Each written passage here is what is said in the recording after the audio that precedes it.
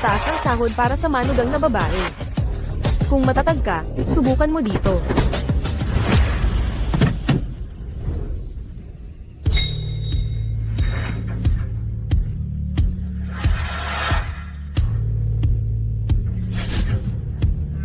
Magandang araw po, madam. Kamusta po, madam?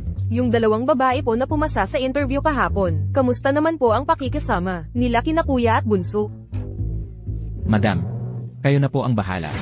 Madam Jiang, kung alam lang namin na ang dalawang anak nyo ay ganito pala kaiba ang ugali, kahit anong mangyari, hindi talaga kami pumunta para sa interview. Hindi naman po ganun. Sige, ang pamilya Jiang natin, isa rin naman sa 4 na pinakamalaking pamilya sa lungsod Jing. Pero tignan nyo, ang dalawang anak kong yun, wala pa rin kahit sinong nobya o asawa. Talagang napapahiya ako sa grupo ng mga mayamang ginang kapag nagkikita kami. Madam, huwag kayong masyadong malungkot. Si kuya tahimik at mahiyain.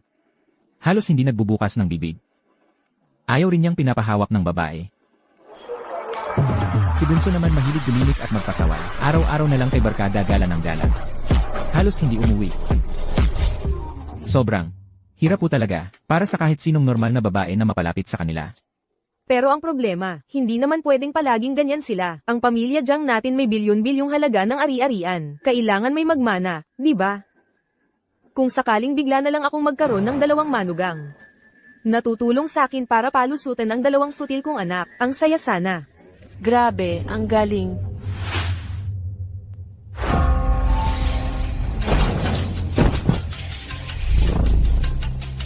Ayos!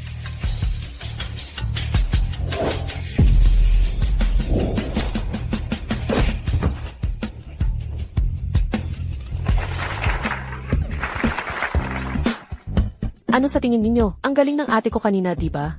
Ang galing niya, ang lupet. Gusto niyo pa bang makakita ng mas astig pa? Sige pa, isa pa, isa pa.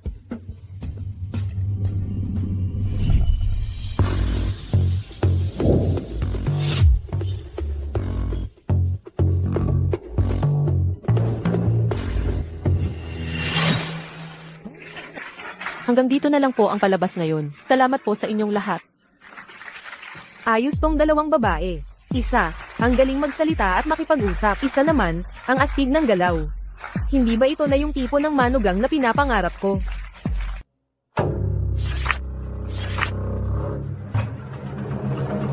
Di ba sabi natin na ang bayad sa pagtatanghal ay 600? Bakit 200 lang to ngayon? 600, wala man lang kayong tingin sa sarili niyong dalawa. Anong klaseng palabas ba yan? 600 pa talaga, yung 200 na yan. Malaki na ang pasasalamat ko na binigay ko pa sa inyo yan. Pero kitang kita naman pong natuwa ang mga tao sa amin.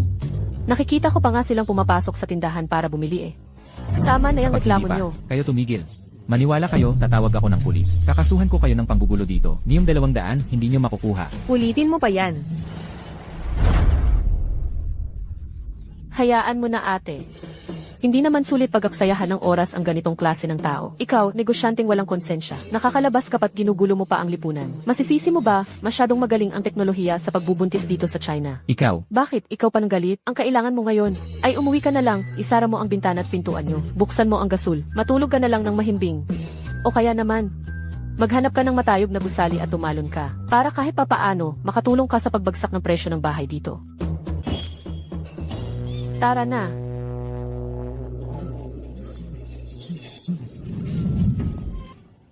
Hi. Yung mga pagsubok sa buhay na hindi ako pinapatumba.